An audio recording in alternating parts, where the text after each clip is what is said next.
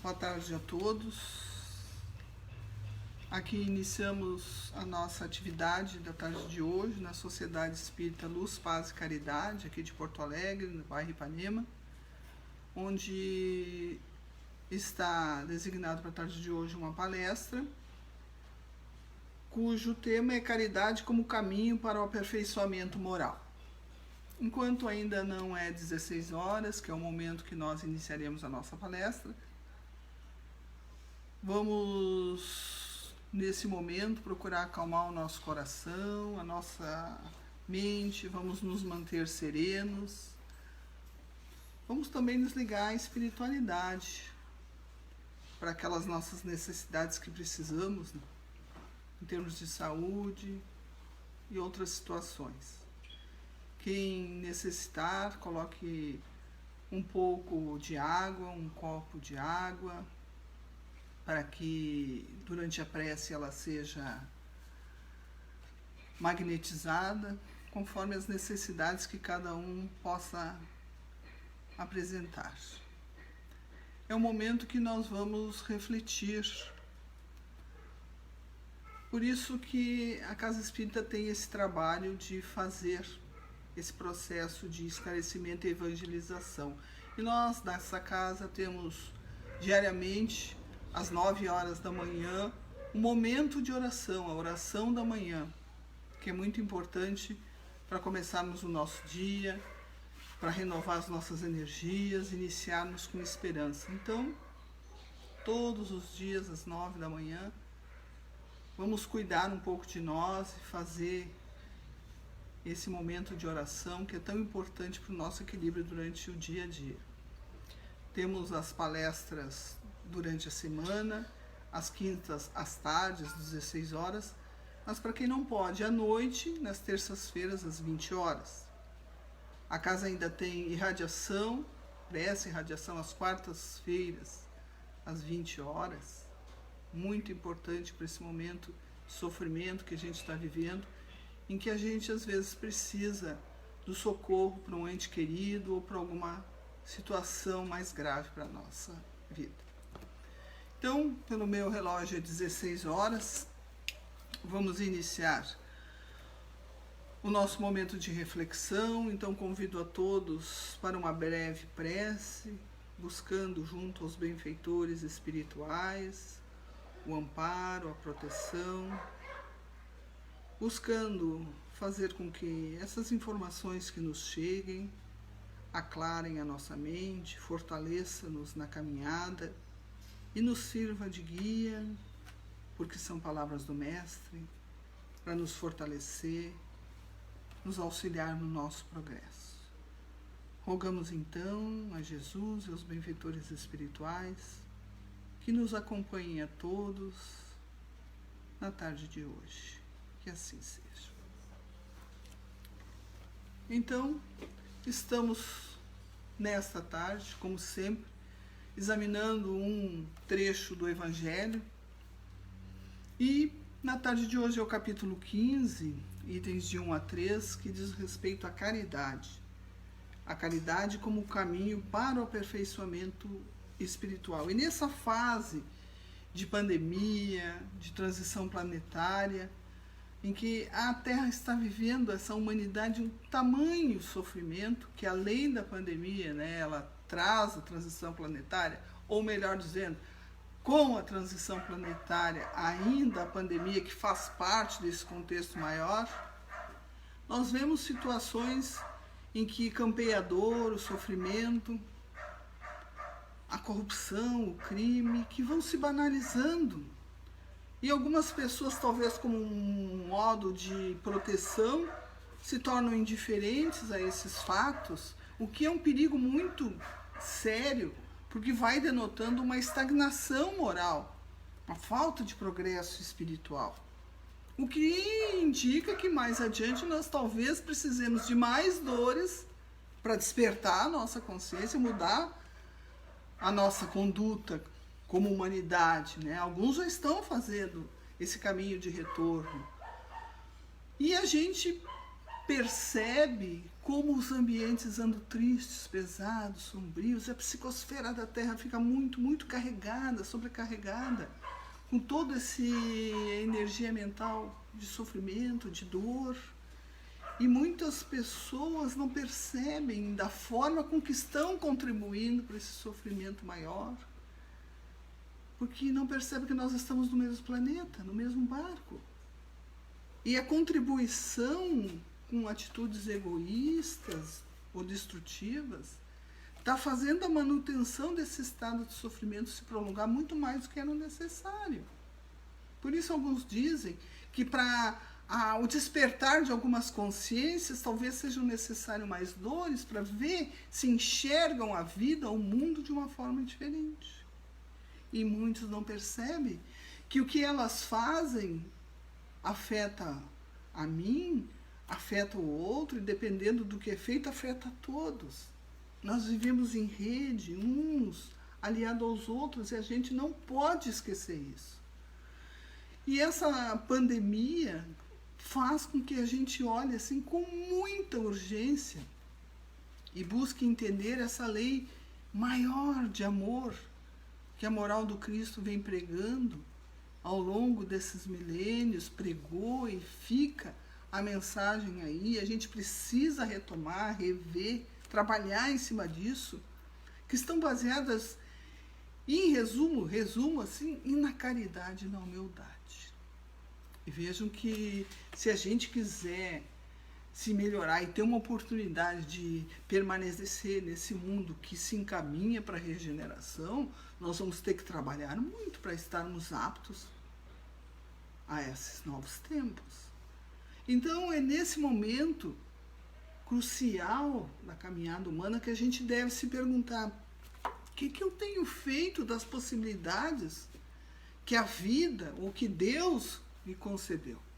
O que eu estou fazendo com o tempo que eu tenho à disposição, com o conhecimento, com os recursos que me foram colocados à disposição, como saúde, por exemplo, poder enxergar, poder caminhar, ouvir, falar, ter alimentação, quanto tantos hoje em dia não tem? O que eu faço com esses benefícios que eu tenho recebido? Estou aplicando de forma adequada? Estou desperdiçando? Não estou valorizando? A minha vida tem sido levada de que forma? Pela ociosidade? Pela indiferença? Ou estou fazendo um uso adequado ou mau uso? A gente tem que se perguntar, porque essa dor que se abate sobre a humanidade, ela tem uma finalidade para que os pragmáticos e os materialistas não vão enxergar resultado nenhum, a não ser sob o ponto de vista econômico. E não é. Nós, antes de sermos matéria, corpo, somos espíritos. E como espíritos, nós temos uma destinação que é a felicidade. E a soma da humanidade somos cada um de nós. E a nossa destinação é sermos felizes. Mas por que não conseguimos? Porque nós continuamos estagnados sob o ponto de vista espiritual, moral, ético, e não estamos avançando tanto quanto é necessário para estabelecer um ambiente de harmonia, de paz, de entendimento. Então, eu estou fazendo o que está ao meu alcance para construir essa situação nova que eu quero, que eu tanto reclamo, mas o que eu faço? Então, é muito importante a gente retomar os ensinamentos de Jesus, porque a moral toda de Jesus está centrada na lei do amor. E ela se resume em caridade e humildade. São as duas virtudes fundamentais. E ele coloca muito claro que conduzem à felicidade. Quem não procura a felicidade? Procuramos, às vezes, em bens materiais, que se derruem, que se desgastam, que desaparecem. E todos os princípios que ele colocou sempre nos davam orientação moral, mas, em resumo, nos levavam e nos conduziam a essas duas virtudes. Só para lembrar, lá nas bem-aventuranças, bem-aventurados os pobres de espíritos, os humildes, né? Esse é o entendimento, porque deles é o reino do céu. O que é o reino do céu? É um lugar geográfico? Não, é um estado de harmonia plena. é dentro de cada um de nós. E falava mais, que bem-aventurados os puros de coração, os brandos, os pacíficos, os misericordiosos. E vai falando para amar o próximo como a nós mesmos. E vai descortinando, fazer aos outros o que gostariam que fizesse. Amai os inimigos. O que nós fazemos em relação aos nossos inimigos? Perdoar as ofensas. E a gente quer ser perdoado, não quer? A gente não reza o Pai Nosso todo dia, batendo no peito, que nem os fariseus, para que todos vissem. Mas e as atitudes? Então, tudo se direciona no mesmo sentido. Duas virtudes: caridade e humildade. Praticai o bem sem ostentação. É importantíssimo e nós não nos damos conta porque nós queremos ter. Nós não pensamos em ser. E aí nos encontramos nessa encruzilhada moral que a humanidade se encontra. Vamos ver esse termo caridade, esse termo humildade. Caridade, todos conhecem, vem da palavra caritas, que é afeto, que é amor, isso em grego, quer dizer graça. Então a caridade pode ser entendida como um sentimento ou uma ação altruísta de ajuda a alguém sem buscar qualquer recompensa. Frisando, sem buscar qualquer recompensa. Não é tirando a selfie, não é botando na rede social, não é chamando a televisão. É fazer porque o coração, no impulso de ver a necessidade do outro, vê no outro foco, não em si, na sua promoção pessoal.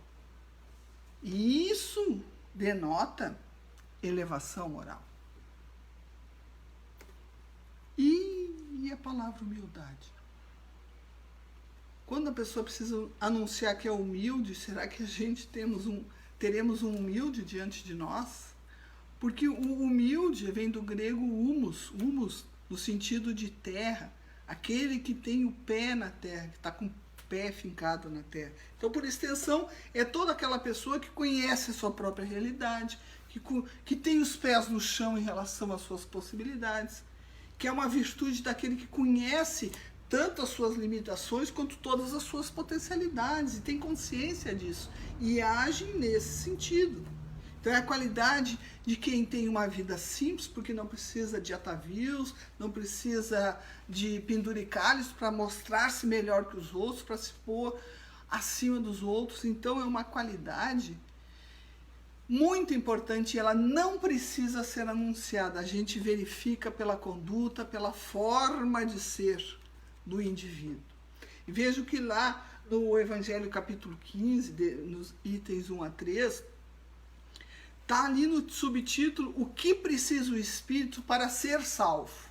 E aqui a gente precisa fazer uma observação. Ser salvo aqui não é aquele sentido de que alguém vem me resgatar, me salvar de alguma coisa. Eu continuo tal e qual e não preciso mudar. O ser salvo aqui não é ser resgatado no estado que ele está e não fazer nada para melhorar. Porque, na verdade, quem se salva somos nós. Pela nossa conduta, pela nossa moral, pelos valores éticos e aquisição nossa. Por esse trabalho. Então, nós temos que progredir, mas nós somos muito ajudados. Nós recebemos orientação, auxílio, esclarecimento, amparo, e vamos agregando com muito trabalho, com muito esforço, através de cada encarnação, todas essas aquisições que vão nos trazendo, e vamos trabalhando, e vamos desenvolvendo virtudes. E quem é o nosso modelo? Está lá no Livro dos Espíritos, na questão 625. Se eu não sei a quem imitar ou a quem copiar, quem é o nosso modelo e guia? Jesus. E é exatamente Jesus que coloca esta frase que está lá em João: conhecereis a verdade, e a verdade vos libertará. Liberdade é o que nós devemos construir. E conhecer a verdade não é mera informação intelectual, mas temos que assimilar, transformar isso em atitudes, né? Para combater as nossas imperfeições, ver essa verdade que nós somos seres espirituais e que somos mais do que o corpo e que as virtudes é que nos dão valor. Então, conhecer a verdade é ter esse sentido amplo da vida, crescer em serviço, em aperfeiçoamento moral. Mas que serviço? Serviço para acumular dinheiro, para acumular riqueza? Serviço no bem. Serviço que apontam todas as obras de Jesus, todos os exemplificação que ele deu. E um exemplo muito claro é o bom samaritano, quando ele coloca a parábola do bom samaritano, em que o indivíduo caído no chão porque havia sido agredido, não recebeu outro socorro senão um samaritano que morava, que era oriundo da Samaria, porque o sacerdote e o levita passaram, viram, indiferentes, foram adiante. Nós às vezes somos assim. Não queremos nos envolver, não temos tempo, não queremos sujar as mãos, não vou sujar o meu carro, não tenho dinheiro, só trabalho com cartão. Mas será que nem uma prece não daria para conceder àquele infeliz ou àquela infeliz? Porque se eu estivesse naquela situação, eu também ia querer que alguém pelo menos dirigisse uma prece a mim. Se não podem estender a mão, não podem perder tempo, né? Porque é assim que eu gostaria de ser tratado. Então ele deu esse exemplo sobre a questão da caridade, mas ele também traz outros exemplos sobre a caridade material. Quando ele coloca lá em Mateus, tive fome e me deste de comer. E nós estamos num período muito necessário agora, com a questão da pandemia, com as faltas de emprego, com a falta de renda. Tive sede e me deste de beber. Caridade material. Tive teto, careci de teto e me hospedaste. Estive nu e me vestiste. Achei-me doente e me visitaste. Estive preso e me foste ver. E ainda ele faz uma observação, que às vezes as pessoas ficam só na primeira parte. Ele coloca nessa observação que todas as vezes que fizeste a cada um desses pequeninos, foi a mim que eu fizeste. É aí que a gente vê que nós estamos todos relacionados, todos ligados energeticamente, nessa grande casa chamada planeta, cheio de seres humanos que são espíritos, que se interconectam entre si, e está ele, Jesus, nos chamando para olha para o outro, faz o bem necessário agora, é de que ele está precisando. Não é o que tu está sobrando, não é o que tu acha que ele pode precisar. Olha para o outro, para de olhar só para ti, sai da tua concha. Deixa de olhar as tuas necessidades, para de banalizar a dor do outro, não te torna indiferente e frio. Ele está pedindo, olha para o outro. E isso é muito, muito importante. Sem falar da caridade moral, que para alguns talvez seja mais difícil.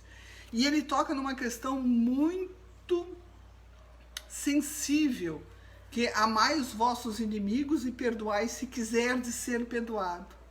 Aí ele aumenta ainda mais, ainda diz, olha, amai os vossos inimigos e fazei o bem a quem vos odeiam e orai pelos que vos perseguem e caluniam. E nós vivemos num momento muito sensível, especialmente na sociedade brasileira, com a polarização das questões econômicas, sociais e políticas. Tem-se a ideia de que pensar diferente de mim é aquele que não presta. Ter uma ideologia, porque todos têm ideias, todos dirigem a sua vida por um conjunto de ideias políticas, sociais e econômicas, então ideologia todos têm, mas é taxado como algo inferior. Pensar diferente é sinal de inferioridade. E aí inicia ataques e destruições. Olha aonde tudo isso está nos levando. Não ao progresso, sim ao sofrimento, à depauperação das relações. Então eu não consigo ter esse ato de caridade moral em relação àquele que pensa diferente de mim. Muitas vezes eu me abstenho de atacá-lo, mas ele me ataca. Ainda aí a exigência da caridade moral, porque eu tenho compromisso com o meu progresso moral e não me submeter a fazer as mesmas coisas erradas que o outro faz. Então, nesse momento, a superação do orgulho e egoísmo e a vaidade, em que o foco não sou eu, mas o outro, é importantíssimo e exige, nesse momento, um grande dispêndio de forças morais, porque é um teste muito grande. E nós estamos passando por esse teste e a maioria de nós está perdendo pontos.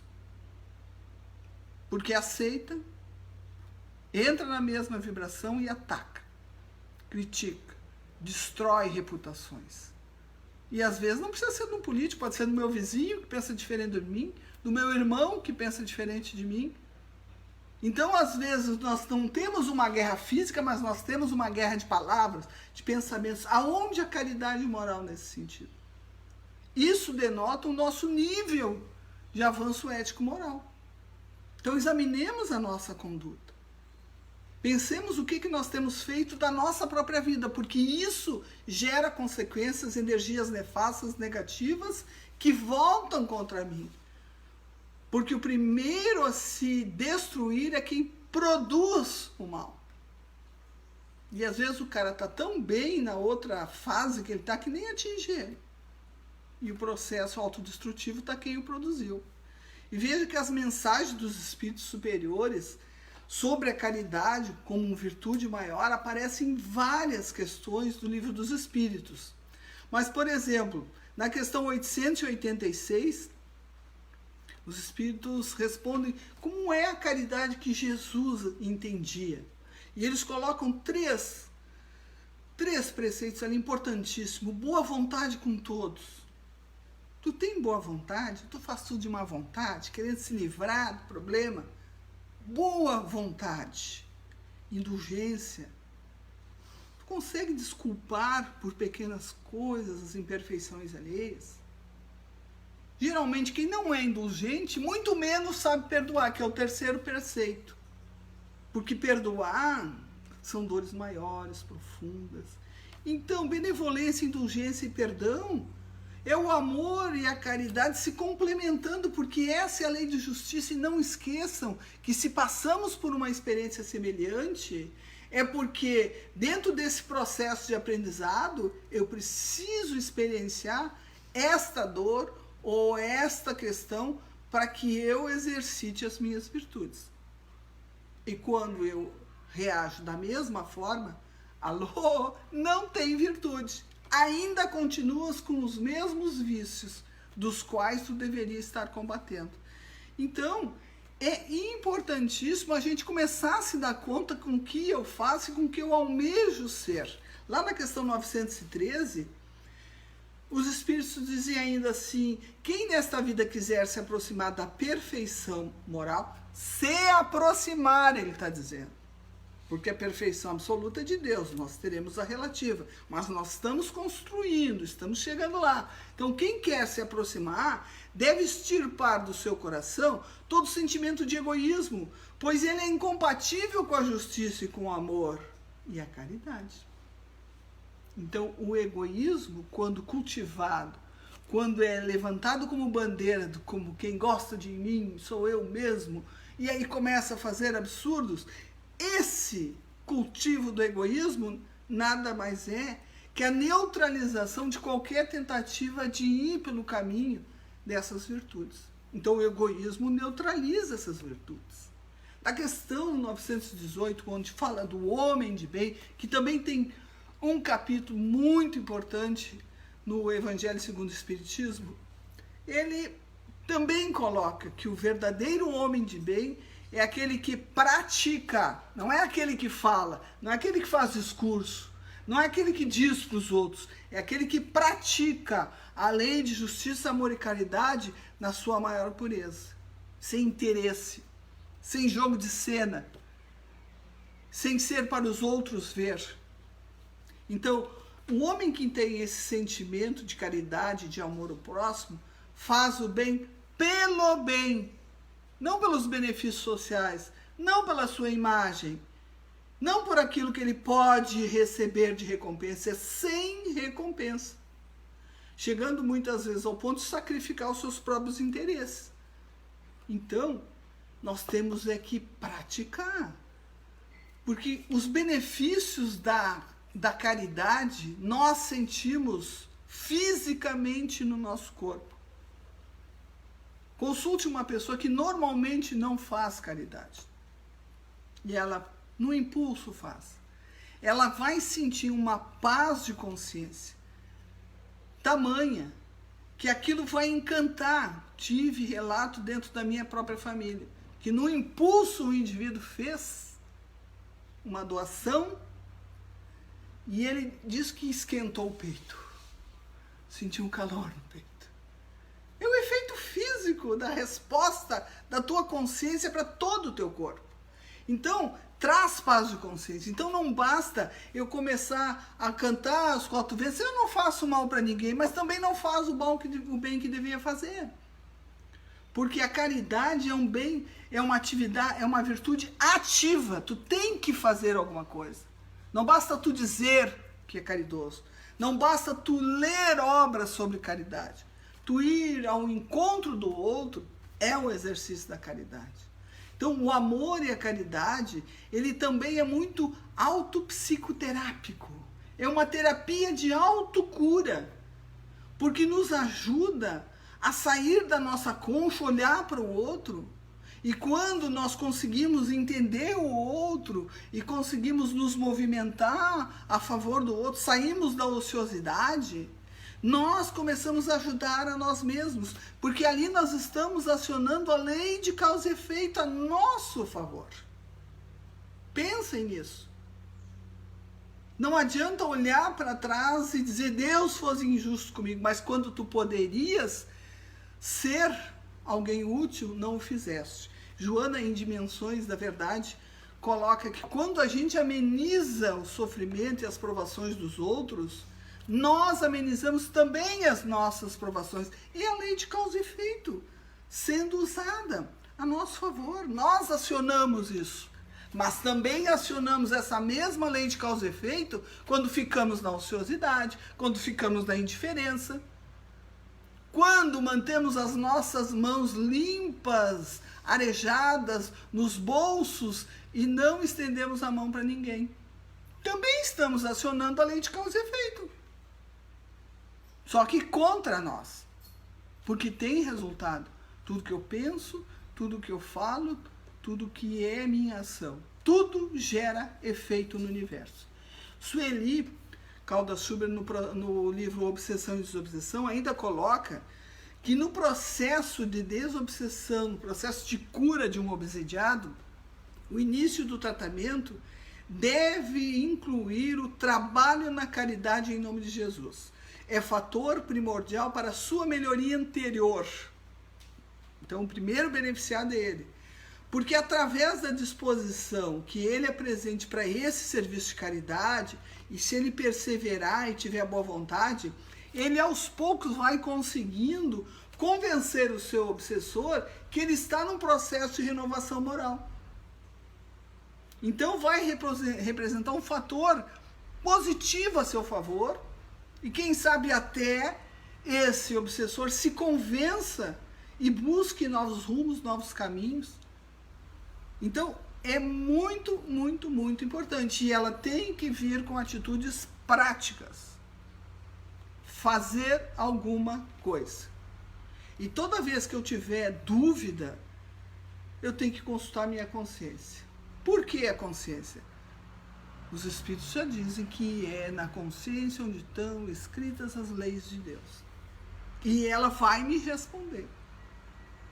Vamos submeter, através da consciência, aquele ato que eu pretendo fazer, ou através de uma palavra, ou através de uns gestos, se aquilo passa pelo crivo da caridade. E aí eu vou saber se estarei me dirigindo para fazer o bem ou para fazer o mal. E tem muitas possibilidades, principalmente nessa fase de pandemia que a gente está vivendo. Ouvir alguém, nessa fase de isolamento, de solidão, que as pessoas não podem circular, não ameniza o sofrimento de alguém que está pensando em exterminar a sua vida porque não vê sentido na vida. Conversar com alguém. Olha o trabalho dos atendimentos fraternos nas casas espíritas, que agora é feito por meio virtual e tem ajudado muita gente, né? Amenizar provações de ordens materiais que muitas casas espíritas estão se movimentando e outras entidades e outras ONGs estão fazendo, amenizando o sofrimento material pela alimentação, pela medicação. Tem o que fazer, tem por onde andar. Além da caridade moral, de se abster de julgar e criticar um irmão que sofre. Principalmente nessa fase, porque não sabemos o que levou ele a estar àquele estágio de pobreza ou de ignorância. Alguém vai dizer, porque ele não estudou. Porque pode até ser, mas eu talvez já tenha passado, e provavelmente já passei, por aquela fase de ignorância ou de desconhecimento. Colhi os meus frutos amargos, é a fase que ele está vivendo, mas mesmo assim ele precisa de esclarecimento, ele precisa de ajuda, ele precisa de amparo, porque tudo esse bem que eu possa vir a fazer dentro das minhas possibilidades vai se converter em piedade para as minhas dores, para as minhas doenças, e eu estou acionando as leis de causa e efeito a meu favor. Outro problema que nós temos visto aí é a questão do isolamento das famílias, que são obrigadas a conviver e acabam tendo ataques recíprocos entre os cônjuges, entre pais, entre filhos. Se nós não trabalharmos a caridade moral de reconciliar-se, de perdoar os desafetos, porque a família, nós sabemos, é um verdadeiro caldeirão onde se reúne espíritos que precisam reatar relações, que precisam aprender a se aceitarem, a se perdoarem. E quem sabe já nessa encarnação começarem a se amar. Então quantos nesses caminhos estamos encontrando? Não é só nas manchetes de jornais, pode ter dentro da nossa família, pode ter aquilo que nós estamos vivenciando. Então aqui há um chamamento para as nossas questões também, além da caridade da prece. Porque a prece é a caridade, digamos assim, menos dispendiosa economicamente, porque para quem olha só a questão econômica, né, eu posso fazer um bem tremendo, com efeitos físicos, inclusive, para aqueles que sofrem e têm necessidade. E também ali eu estarei acionando a lei da causa e efeito a meu favor. André Luiz, no livro Os Missionários da Luz, tem uma passagem lá no capítulo 6, no capítulo chamado Oração, em que o benfeitor espiritual, dando instruções para André, diz assim: em cada segundo, ele falou, em cada segundo, cada um de nós recebe trilhões de raios de várias ordens e emitimos de nossa parte também energias peculiares que vão atuar no plano da vida, por vezes em regiões muitíssimos afastadas de nós. Então nós não temos noção até onde pode chegar os efeitos da nossa prece. Então, em regiões muito afastadas de nós. Nesse círculo de permuta, nós trocamos energias. Olha a questão, nós vivemos em rede, um afeta o outro. Então, nessa permuta incessante, os raios divinos expedidos pela oração santificadora converte-se em fatores adiantados de cooperação, que é outra virtude, que está atrelada à solidariedade, ao desejo do bem.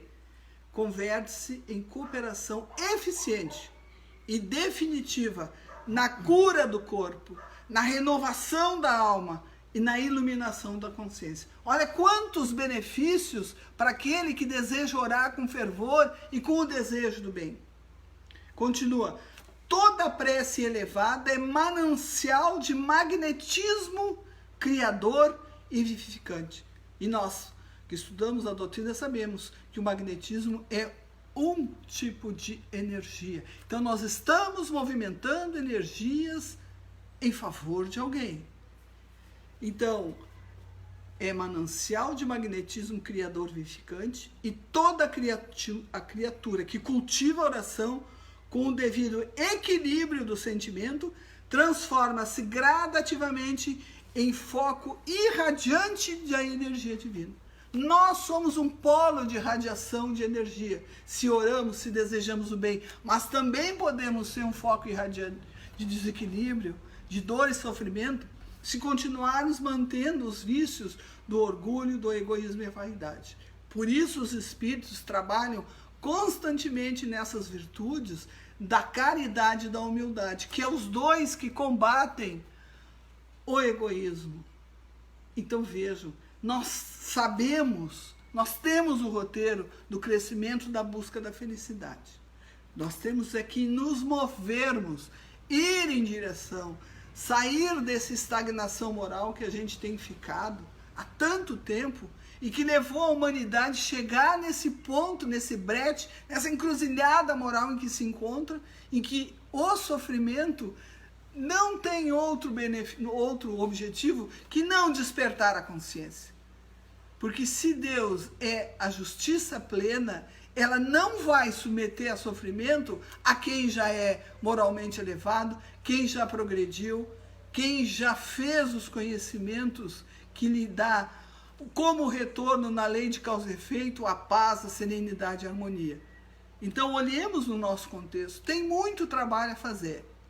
E nós só vamos trabalhar se modificarmos a nossa forma interna de olhar as pessoas, de olhar o mundo e nos sentirmos muito comprometidos para fazer alguma coisa e mudar. Por isso, pegando esse gancho da prece, vamos encerrar o nosso encontro com uma prece muito importante, que é uma prece muito usada nos momentos de sofrimento, que é a prece de Cáritas, que foi psicografada numa noite de Natal de 1873 por uma médium francesa. E diz o seguinte, então, encerrando o nosso encontro. Deus, nosso Pai, que sois todo poder e bondade, dai força àqueles que passam pela provação, dai luz àqueles que procuram a verdade, pondo no coração do homem a compaixão e a caridade. Deus, dai ao viajor a estrela guia, ao aflito a consolação, ao doente o repouso. Pai, dai ao culpado arrependimento, ao espírito a verdade, à criança o guia, ao órfão o pai. Senhor, que vossa bondade se estenda sobre tudo que criastes. Piedade, Senhor, para aqueles que não vos conhecem e esperança para aqueles que sofrem. Que vossa bondade permita aos Espíritos Consoladores derramarem por toda a parte a paz, a esperança e a fé. Deus, um raio, uma faísca do vosso divino amor pode abrasar a terra. Deixa-nos beber nas fontes dessa bondade fecunda e infinita, e todas as lágrimas secarão, todas as dores acalmar-se-ão. Um só coração, um só pensamento subirá até vós, como um grito de reconhecimento e amor. Como Moisés sobre a montanha, nós vos esperamos com os braços abertos. Ó bondade, ó beleza, ó perfeição. E queremos de alguma sorte merecer a vossa misericórdia. Deus, dai-nos a força de ajudar o progresso, a fim de subirmos até vós. Dai-nos a caridade pura, dai-nos a fé e a razão. Dai-nos a simplicidade, que fará das nossas almas o espelho onde se refletirá a vossa misericordiosa imagem. Meus irmãos, finalizamos aqui, agradecendo com essa prece final a todos que, em nome de Jesus, possam acalmar seus corações, serenar as suas mentes e nos mantermos alerta e com muita esperança. Obrigada a todos, obrigado, Jesus. Que assim seja.